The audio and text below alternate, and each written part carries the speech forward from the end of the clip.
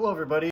Today I am going to do a steering rack repair on my BMW 328i xDrive F30 2013.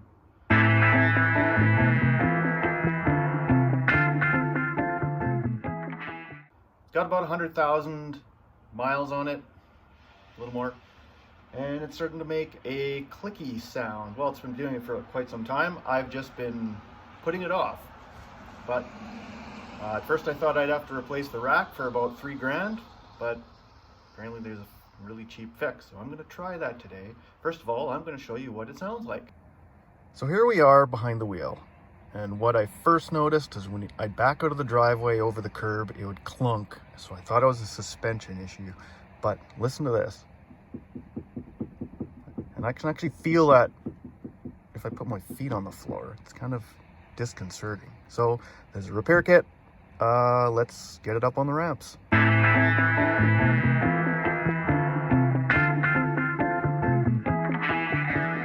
This car has an electric power steering ramp, and there's a plastic kind of a wear item that goes on these things, and I think the replacement's metal. We'll see soon. But okay, you can see the rack. There's that silver thing below all the pipes, coolant pipes, stuff like that.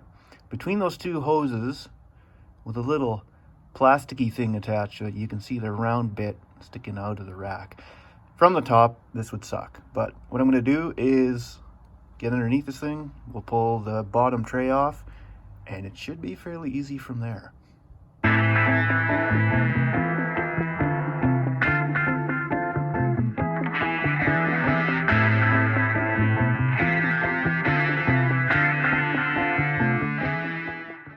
Okay, now that we have that off, bottom engine cover I just pushed underneath.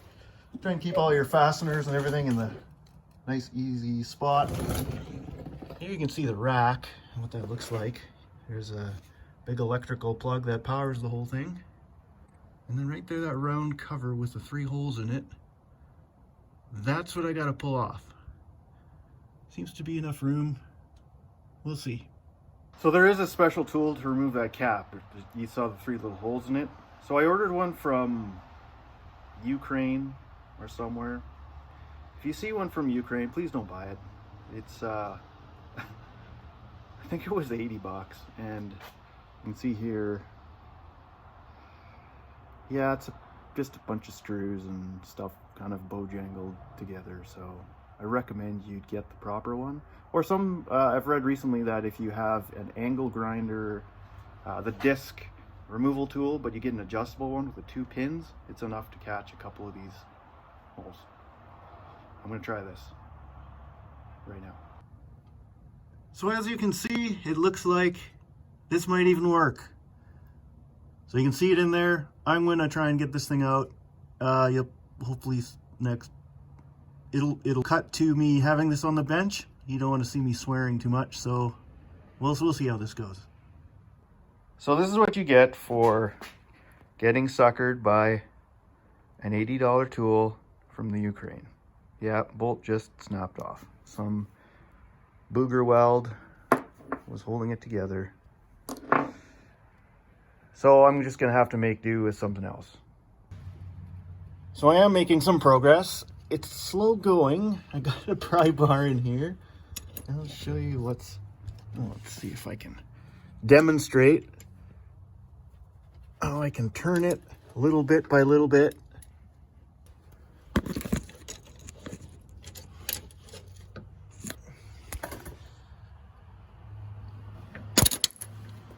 Whew. Okay, I'm at the point here where I can actually turn this thing by hand. You can see I actually pull this connector off the rack just to get more room. And yeah, now next time you see this, now I'll cut to this thing on the bench, I hope. Here's our parts. That's this funky thing that goes in the steering rack. There was the cap, there's a spring, it's a little rubber whatever thing that goes in the end. My poor little tool is starting to come loose. Yeah. I guess in the end, folks, this did help. it did help me get it out, even though it's kind of dumb. Here's the new stuff, so you can compare. This one's, looks like it's made of metal, but it's got some Teflon or something type things. New cap, new little plug thing that goes in the end. I think that should just push in. You're supposed to use, oh, it also comes with these clamps for the boots. I'm not sure why. At the end of it, at the end of the day here, you're supposed to use special BMW lube. I don't have any. Feels just like regular kind of grease, so whatever. Yeah, you're supposed to use the real stuff, but I don't really think it's gonna matter a whole lot. Got her all greased up. The new little cappy thing in the new cap, the new plug, I mean, in the cappy thing. Technical terms, I know. Yeah, let's put her back together.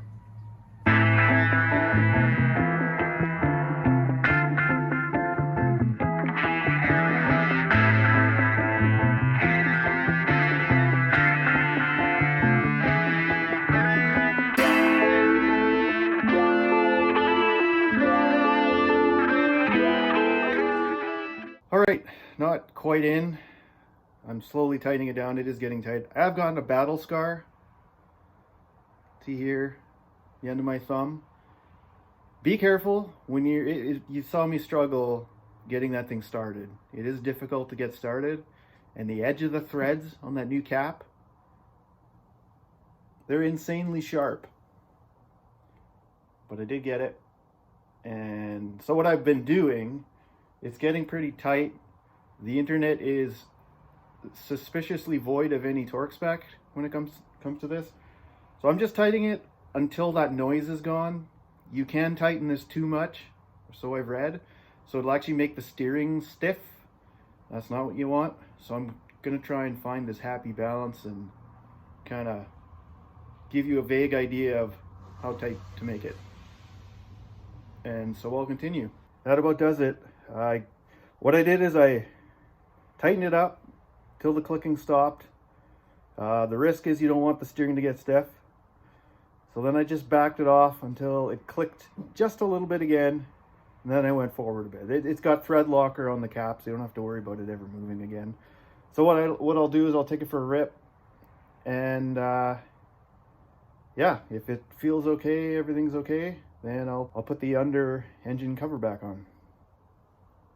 And that should be it, I hope. So I just took it for a quick rip. It's good. I backed over that same curb that the clunk always happens on every single morning when you back it out of the garage. It is gone. I have fixed it. I'll show you what that cap looks like installed right now. And there it is, installed. A little bit of blood got inside the rack. Shouldn't matter too much.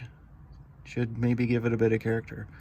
So yeah, we can just whip this thing all back together and we're done.